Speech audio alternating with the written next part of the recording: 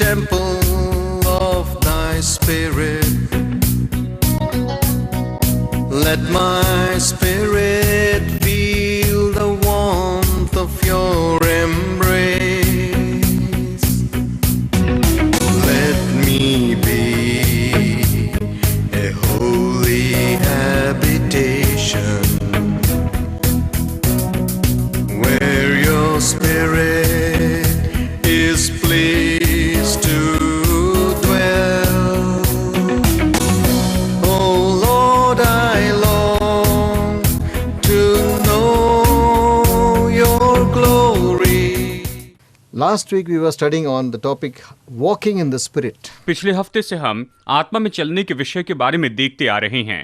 Because most of us are struggling with, many people struggle with bad habits and sins. बहुत से ऐसे लोग हैं जिन्हें बुरी आदतें और पाप के कारण वो कश्मकश में पड़े हैं, मुश्किल में पड़े हैं। And they are not able to overcome them and they get so discouraged. और वो उन पर जय नहीं पा सकते हैं और इसके कारण बहुत ही निराश हो जाते हैं। And they wonder what is hope? Where is the hope?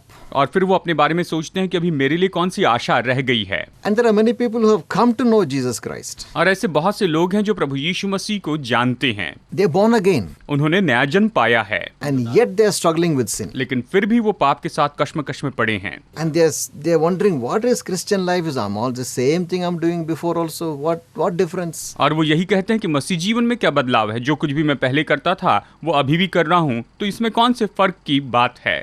And they know in their heart that look, I'm a child of God. I should not do this, but they are doing it. और वो अपने मन में जानते हैं कि हाँ मैं परमेश्वर की संतान हूँ, मुझे ऐसा नहीं करना चाहिए, लेकिन फिर भी वो उसे करते चले जाते हैं। Paul says in Romans 6, Romeo अध्याय 6 में पौलुस इस तरह से कहता है, I want to do what is right, but I'm not able to do it. मैं जो सही काम है उसे करना चाहता हूँ, लेकिन मैं उस सही काम को नहीं कर पाता हूँ। वो कहता है, In my spirit I want to serve God, but my flesh is going in another direction. मैं अपनी आत्मा में परमेश्वर की सेवा तो करना चाहता हूँ, लेकिन मेरा जो शरीर है ये तो बिल्कुल अलग दिशा में ही जाता है। He says, woe unto me, what is a horrible condition in my life? और वो कहता है कि मुझ पर हाय, मैं अपने जीवन में कैसी भयानक दशा में हूँ। I want to do good, but I'm not able to do it. मैं भलाई करना तो चाहता हूँ, लेकिन भलाई नहीं कर पाता हूँ। So I want to talk today about how you can walk in the spirit and so that you can avoid fulfilling the lust of the flesh. इसलिए आज मैं आपको बताना चाहता हूँ कि किस तरह से आप आत्मा में चल सकते हैं, जिसके कारण आप शरीर की अभिलाषाओं को पूरा नहीं कर पाएंगे, उसे पूरा नहीं करेंगे। Last week we saw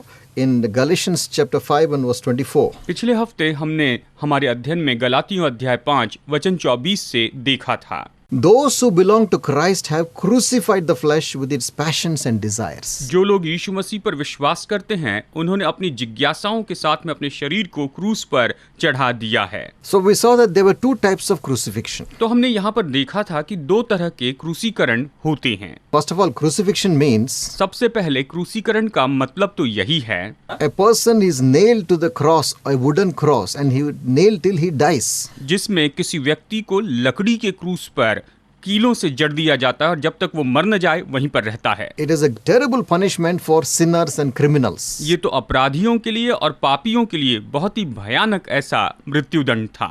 For example, like murderers. जैसे कि उदाहरण के लिए हत्यारों के लिए दंड था।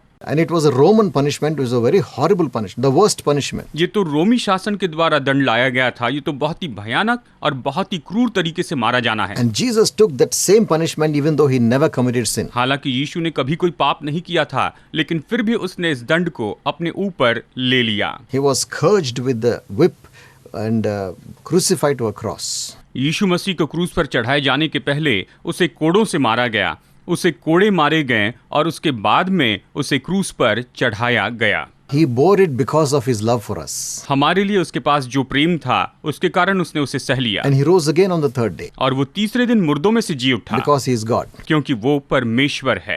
He himself took our punishment because he loved us. उसने हमसे प्रेम किया, इसीलिए उसने हमारे सारे दंड को अपने ऊपर उठा लिया। Now when we believe in that, और जब हम इस पर विश्वास करते हैं, when we come to Jesus and give our life to him, जब हम प्रभु यीशु मसीह के पास में आते हैं और अपना जीवन प्रभु यीशु को देते हैं, then that old nature of sin which we inherited, तब वो पाप का पुराना स्वभाव जो कि विरासत के रूप में हमें मिला है वो पुराना स्वभाव is also crucified with Christ. वो भी मसीह यीशु के साथ क्रूस पर चढ़ाया जाता है। We saw that in Romans chapter 6 and verse 6. Romeo अध्याय 6 वचन 6 में हमने इसके बारे में देखा है That our old self was crucified with him. कि हमारा जो पुराना स्वार्थ है वो यीशु के साथ में क्रूस पर चढ़ाया जाता है। So that is the one type of crucifixion. ये तो एक तरह का क्रूसीकरण है, But there is a second type of crucifixion, लेकिन दूसरे तरह का भी एक क्रूसीकरण है which is a daily crucifixion, जो कि प्रतिदिन का क्रूसीकरण हम कहते हैं। which is found in Galatians chapter 2 and verse 20. इसके बारे में गलातियों अध्याय 2 वचन 20 में पाया जाता है।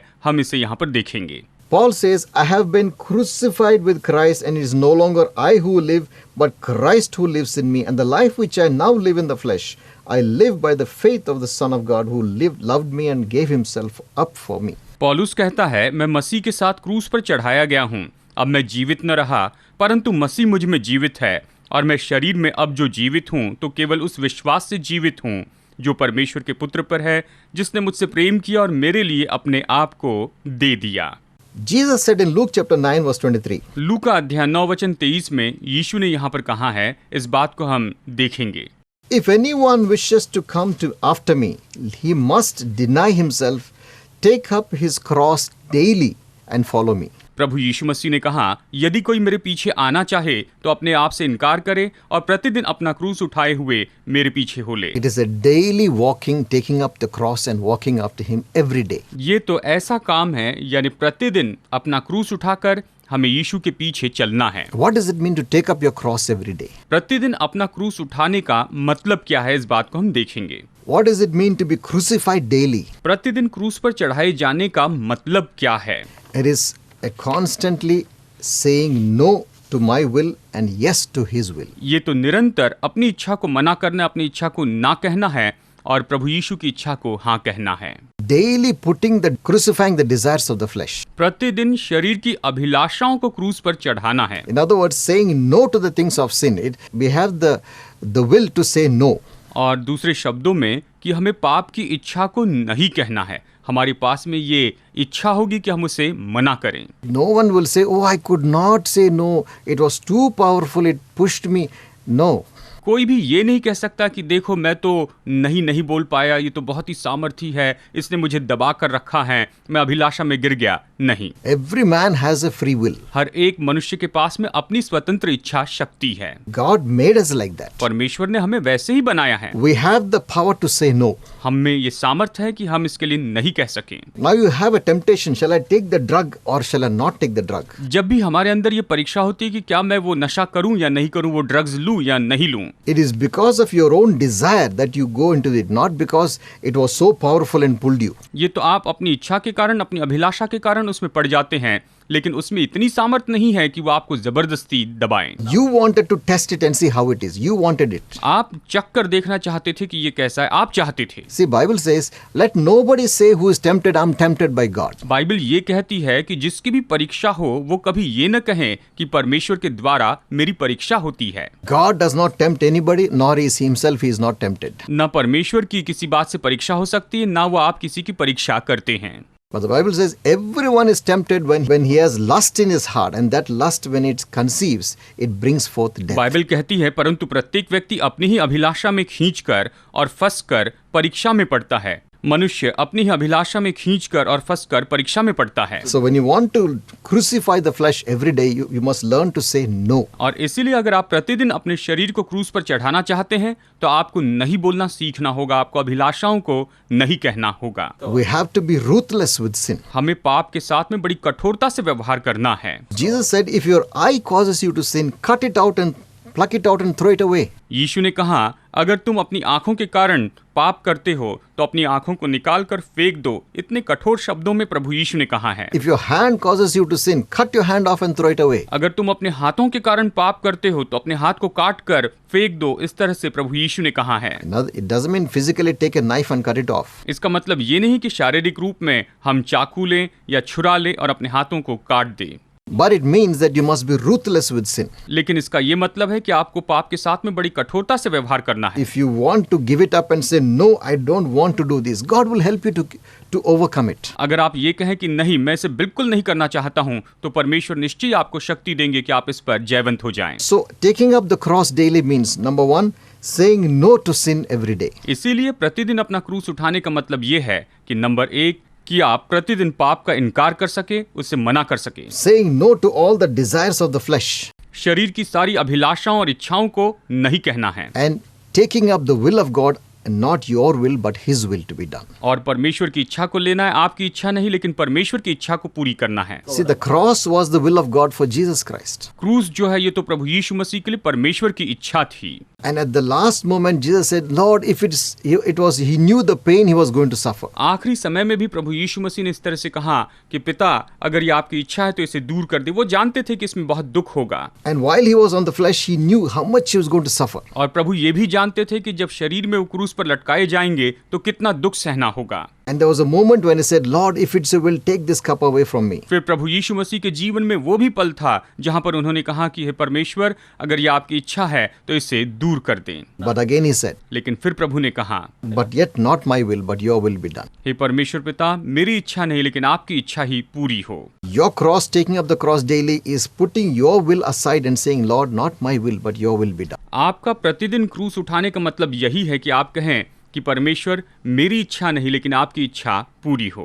Now, I said there are three parts to a man: a flesh, the soul, and the spirit. मैंने आपसे कहा है कि मनुष्य के 3 भाग हैं, शरीर, प्राण और आत्मा। मनुष्य के 3 भाग हैं। When you come to know Jesus, your spirit becomes alive. और जब आप प्रभु यीशु मसीह को जानते हैं तब आपकी आत्मा जीवित हो जाती है। And you have a soul, which is your mind, your intellect, your emotions. और आपके पास में प्राण है जो कि आपका मन, आपकी बुद्धिमत्ता और आपकी भावना है। And but you live in a flesh, the body. और आप शरीर में रहते हैं, आप देह में रहते हैं। So now your soul, which is you, will either go towards the flesh or go towards the spirit. और इसीलिए आपका जो प्राण है, यानी जो आप है, एक तो आत्मा की तरफ जाएंगे या फिर शरीर की तरफ जाएंगे। Depends on what you are feeding. ये इस बात पर आधारित है कि आप किसे सबसे ज्यादा भोजन देते हैं। So if you are always feeding the flesh, like looking in all the evil things on the internet, अगर आप केवल शरीर को भोजन देते हैं, जैसे कि मानो आप इंटरनेट के ऊपर केवल गंदी बातों को, गलत बातों को देखते हैं, you keep on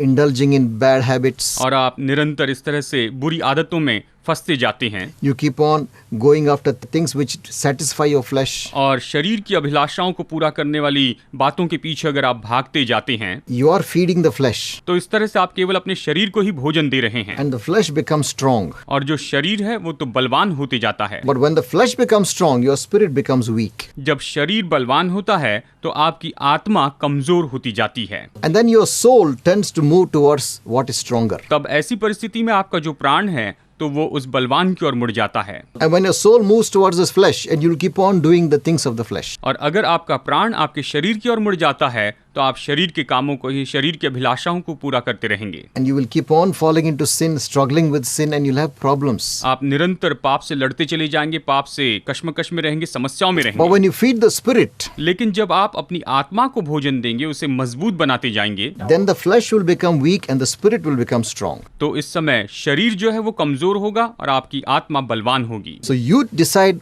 what you're feeding, the spirit or the flesh. तो आप निर्णय लीजिए कि आप किसे भोजन देंगे, क्या शरीर को भोजन देंगे या फिर आप अपनी आत्मा को भोजन देंगे। So what is the food for the spirit? तो फिर आत्मा के लिए भोजन क्या है?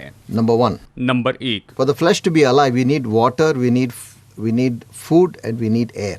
शरीर के जीवित रहने के लिए जरूरी है कि हमारे पास पानी हो, हमारे पास भोजन हो और हमारे पास हवा हो। ये 3 चीजें हमारे शरीर के लिए जरूरी हैं। So one preacher shared it like this: what is the food and water and air for the spirit? तो एक प्रचारक ने इस तरह से समझाकर बताया कि हमारी आत्मा के लिए भोजन, पानी और हवा क्या है। So once we know that, then we'll be able to feed the spirit. जब हम इसे जान लेंगे, केवल तभी हम अपनी आत्मा को भोजन दे पाएंगे। And then the flesh will become weak. और तब शरीर जो है वो कमजोर हो जाएगा। And our soul will move towards the spirit. और हमारा प्राण जो है वो तो आत्मा की ओर मुड़ता जाएगा। And spiritually we'll be strong. और आत्मिक रीति से हम बलवान हो जाएंगे। Then the flesh will not have power over us. तब शरीर या शारीरिकता हमारे ऊपर अधिकार नहीं कर पाएगी। We will lose interest in the sin and the desires of the flesh. हम शरीर की अभिलाषाएं और पाप के अंदर जो हमारी दिलचस्पी थी उसे खो देंगे।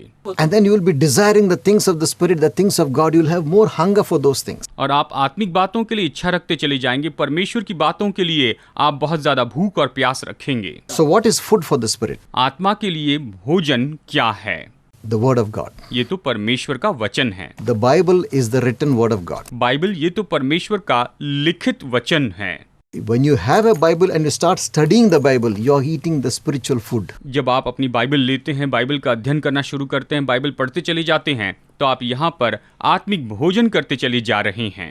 Just like you eat food 3 times a day, try to spend as many times a day as you can studying the Bible. जैसे आप दिन में 3 बार शारीरिक भोजन करते हैं, उसी तरह से आप बाइबल का अध्ययन कीजिए। जितनी बार हो सके ज़्यादा से ज़्यादा बाइबल का अध्ययन करने में अपना समय बिताइए। When you have free time, don't just waste it on social media, Facebook and all this nonsense. जब भी आपके पास में खाली समय होता है तो आप सोशल मीडिया, फेसबुक और इन सारी बेकार की बातों पर समय बर्बाद मत कीजिए। It takes all your time away. ये तो आपका सारा समय चुरा लेते हैं। Take the Bible. आप बाइबल उठाइए। Maybe you can download it in your phone also. शायद आप इसे अपने फोन में भी डाउनलोड कर सकते हैं। So when you're somewhere else, you cannot have the written word in your hand. You at least can read on the phone. यानी जब आप ऐसी जगह पर होते हैं जहां पर आपके हाथ में लिखित वचन नहीं होता है, तो आप अपने फोन पर इससे देखकर पढ़ सकते हैं। But when you're at home, when you have time to read the Bible, take the Bible and read. जब आप घर में होते हैं, आपके पास बाइबल पढ़ने का समय होता है, तो आप बाइबल लेकर पढ़िए। And don't just read Psalms and Proverbs. केवल आप भजन संहिता और नीति वचन ही मत पढ़िए। Most of the Christians are doing only Psalms and Proverbs. They don't read anything else.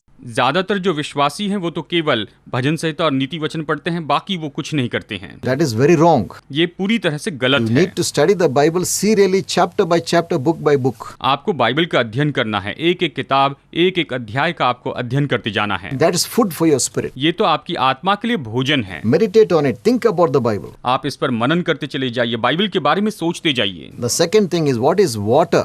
दूसरी बात, यहाँ पर ये जो पानी है या कहिए जल जो है, ये क्या है? Like you need water for the flesh, you need water for the spirit. जैसे कि आपको शरीर के लिए पानी की जरूरत है, वैसे ही आत्मा के लिए भी पानी की जरूरत है। The water is the time you spend talking to God in worshiping, prayer and praising God and talking with Him. ये जो पानी है, हम कह सकते हैं, ये तो परमेश्वर के साथ में बातचीत करते हुए, प्रार्थना करते हुए, उसकी आराधना करते हुए, उसकी स्तुति करते हुए समय बिताना है। When you spend time with God in worshiping, praising and talking to Him, praying to Him, you're drinking water. Spiritually, you're getting water. जब आप परमेश्वर की आराधना करते हैं, परमेश्वर से बातें करते हैं, परमेश्वर की स्तुति करते चले जाते हैं, उसके साथ समय बिताते चले जाते हैं, तो आप मानो आत्मिक जल को पीते चले जा रहे हैं। And what is the air for the spirit? और आत्मा के लिए जो हवा होती है वो क्या है? It is obedience to what you have read, practically living out the Bible. That's your air. ये तो आपने जो कुछ भी पढ़ा है उसके प्रति आज्ञाकारिता है। आपने जो कुछ भी पढ़ा है उसके अनुसार आप अपना जीवन जीते, ये हवा है। If you read and you don't obey, then you're not getting air. अगर आप केवल बाइबल पढ़ते हैं और इसकी आज्ञा नहीं मानते हैं, तो ऐसा है मानो जैसे कि आपने कोई हवा ही नहीं ली है। What God has given commandments in the Bible, walk in it, obey it and practice it in your life. जो कुछ भी परमेश्वर ने बाइबल में आज्ञा के रूप में रखा है, आप उसे ले लीजिए और फिर उसके अनुसार काम करते चले जाइए, उसकी आज्ञा मानिए। Get up early. आप सुबह जल्दी उठिए, Spend time with God. परमेश्वर के साथ समय बिताइए, An hour with the Bible. Bible में 1 घंटा बिताइए। And if you can spend 1 more hour in prayer and worship, do it. अगर आप आराधना करने में और प्रार्थना करने में 1 और घंटा बिता सकते हैं तो जरूर कीजिए। Anytime during the day when you're free, talk to God. Keep talking with Him. दिन के समय में कभी भी जब आपके पास में खाली समय होता है तो परमेश्वर से बातचीत कीजिए, संपर्क कीजिए। And what you read that day, what you studied, apply it in your life. और जो कुछ भी आपने उस दिन पढ़ा है, अध्ययन किया, उसका अपने जीवन में उपयोग कीजिए। Your spiritual man, your spirit is becoming stronger and stronger. तब आपका आत्मिक मनुष्यत्व जो है वो तो और भी बलवान होगा। You will become sensitive to the voice of God. The Spirit of God will be able to talk to you. आप परमेश्वर की आत्मा के लिए, प्रभु की आवाज के लिए सचेत हो जाएंगे। परमेश्वर आपसे बातें करेंगे You will be able to make out when God is guiding you. और जब परमेश्वर आपका मार्गदर्शन करते हैं उस समय आप उसे अच्छे से समझ पाएंगे। You will become spiritually sensitive. आप आत्मिक रीति से सचेत होते चले जाएंगे And automatically the things of the flesh will start getting weaker and weaker. और अपने आप शारीरिक जो बातें हैं या शारीरिकता की जो बातें हैं वो कमजोर और कमजोर होती चली जाएंगी। You will have strength to say no to all the sin and the weakness of the flesh. तब आपके पास में बल होगा कि आप सारे पापों को और शारीरिकता की जो सारी कमजोरी है उसे आप मना कर सकें। So learn how to feed the spirit and not the flesh. इस तरह से आप सीख लीजिए कि कैसे अपने शरीर को भोजन न दे लेकिन अपनी आत्मा को भोजन दे। Now the works of the flesh Paul mentions in Galatians 5. पौलुस जो है वो तो गलाती गलातियों अध्याय 5 में शरीर के कामों के बारे में बड़ी सूची देता है। See, we think only the flesh sins are like murder and robbery and the big things. हम ये सोचते हैं कि शरीर के जो पाप है या जो पाप है वो तो चोरी करना, हत्या करना, ऐसे बड़े बड़े पापों के बारे में हम पाप सोचते हैं। Paul gives 4 groups of sins in this in Galatians 5:19 to 21. गलातियों अध्याय 5 वचन 19 से वचन 21 में पौलुस यहाँ पर पाप के 4 समूह के बारे में हमें बताता है। वो कहता है कि पाप के 4 अलग समूह The हैं। first group is the immoral sins. सबसे पहला जो समूह है वो तो अनैतिक पापों के बारे में है। Sensual sins or sexual sins. ये तो शारीरिक अभिलाषाओं के या ऐसी बुरी मनसा के पाप हैं। Paul says adultery, fornication, impurity and sensuality. They are one group of sins of the flesh. पौलुस कहता है व्यभिचार, गंदे काम, लुचपन, परस्त्री गमन, ये जो सारे पाप हैं, ये पाप तो शारीरिक अभिलाषा के पाप हैं। The second group of sins are the religious sins. और दूसरी तरह का जो पाप है वो तो धार्मिक विधियों का मानो पाप है। And he mentions idolatry and sorcery. यहाँ पर वो बताता है मूर्ति पूजा, टोना, इस तरह से ये पाप हैं। Because it's a religious thing. वो इससे धार्मिक विचारधाराओं का पाप You're कहता है। worshipping another spirit, not God Almighty. आप सर्वशक्तिमान परमेश्वर की नहीं लेकिन दूसरी आत्माओं की उपासना करते And हैं। there are third group of sins are interpersonal sins between people. और तीसरी तरह का जो पाप है वो तो लोगों के बीच में का या व्यवहार के बीच में का पाप है। Hatred, contention, jealousy, outbursts of anger, selfish ambition, dissension, heresies, envy and murders. ये कहता है कि बैर, झगड़ा, ईर्ष्या, क्रोध, विरोध, फूट, विधर्म, डाह, इस तरह से कहता है कि ये सारे पाप हैं। So when you have envy and jealousy and fighting with one another, that's also a sin of the flesh. जब आप जलन रखते हैं, आप द्वेष रखते हैं, एक दूसरे से लड़ते जाते हैं, ईर्ष्या रखते हैं, तो ये भी एक तरह का पाप है। इस बात को पौलुस बताता है। When you have outbursts of anger, where you lose control of your anger, that's also a sin of the flesh. जब आप क्रोध करते हैं यानी बहुत ज्यादा आपको गुस्सा आता है तो ये भी शरीर का एक काम है। And the fourth group is the social sins. और चौथा समूह का जो पाप है वो तो सामाजिक पाप होता है। Drunkenness and revelry, Paul says. पौलुस कहता है कि मतवालापन, लीला क्रीड़ा, इस तरह से ये जो पाप है ये तो सामाजिक रूप में किए जाते हैं। It is done in a group of people. ये तो लोगों के समूह के साथ में किए जाते हैं। So all these things are all sins of the flesh. ये सारे जो हैं ये तो शरीर के पाप हैं।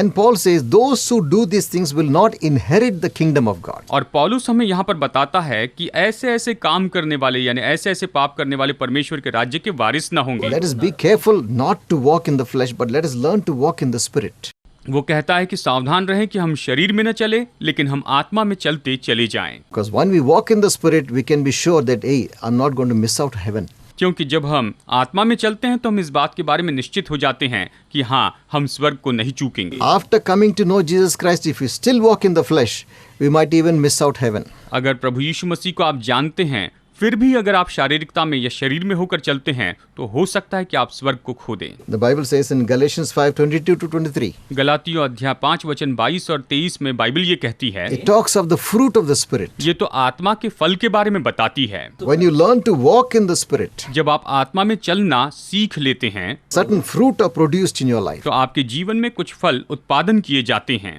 The fruit of the spirit, it says, is love, joy, peace, patience, kindness, goodness, faithfulness and gentleness and self-control. यहाँ पर पौलुस बताता है कि आत्मा का फल प्रेम, आनंद, शांति, धीरज, कृपा, भलाई, विश्वास, नम्रता और संयम है। इस तरह से वो हमें बताता है। Against such good fruit there is no law, Paul says. पौलुस कहता है ऐसे ऐसे कामों के विरुद्ध में कोई भी व्यवस्था नहीं है। So if you want to stop producing the bad fruit and produce the good fruit, और इसीलिए अगर आप बुरे फलों को रोकना चाहते हैं और अच्छे फलों को उत्पादन करना चाहते हैं then we need to learn to walk in the spirit. तो हमें आत्मा में चलना सीखना जरूरी है। We need to learn how to feed the spirit and not the flesh. हमें सीखना होगा कि हम कैसे आत्मा को भोजन दें और शरीर को भोजन न दें। We need to say no to the things of the flesh and yes to the things of the spirit. हमें शरीर की बातों को नहीं कहना होगा और आत्मा की जो बातें हैं उसके लिए हाँ कहना होगा, तब हम उन्नति From पाएंगे। the day that you take a decision, जिस दिन आप ये निर्णय ले लेते हैं, I'm not going to give into the wheels of the flesh, I will walk with the Spirit. The day you take it, the Holy Spirit will help you. जिस दिन आप ये निर्णय लेते हैं कि मैं शारीरिकता में या शरीर में होकर नहीं चलूंगा, लेकिन मैं आत्मा में चलूंगा, तो पवित्र आत्मा आपकी मदद करेंगी। So I will just guide you now. If you are struggling with the flesh, तो चलिए अभी मैं आपका मार्गदर्शन करता हूं। अगर आप शारीरिकता से लड़ते जा रहे हैं, if you are struggling with all the sins that you cannot control, अगर आप उन सारे पापों से लड़ते जा रहे हैं जिन पर आप नियंत्रण नहीं करते हैं, take the first step तो सबसे पहला कदम उठाइए to be free from this, कि आप इससे स्वतंत्र हो जाए, आप इससे आजाद हो जाएं, so that you can come into fellowship with God. ताकि आप परमेश्वर के साथ में संगति में आ सकें। And the first step is और इसके लिए सबसे पहला कदम यही है, turn your life over to Jesus Christ. अपना जीवन आप प्रभु यीशु मसीह को सौंप दीजिए। Jesus died on the cross for our sins. यीशु मसीह हमारे ही पापों के लिए क्रूस पर मरे। Holy Son of God who never committed sin paid the price for our sins. परमेश्वर के पवित्र पुत्र जिसने कभी कोई पाप नहीं किया था, उस प्रभु यीशु मसीह ने हमारे लिए क्रूस पर दाम चुकाया। If you believe in it, अगर आप इस बात पर विश्वास करते हैं, and if you open your heart and say, come into my life, और अगर आप अपने दिल को खोलकर कहते हैं कि प्रभु यीशु आप मेरे जीवन में आइए, that moment you are translated from darkness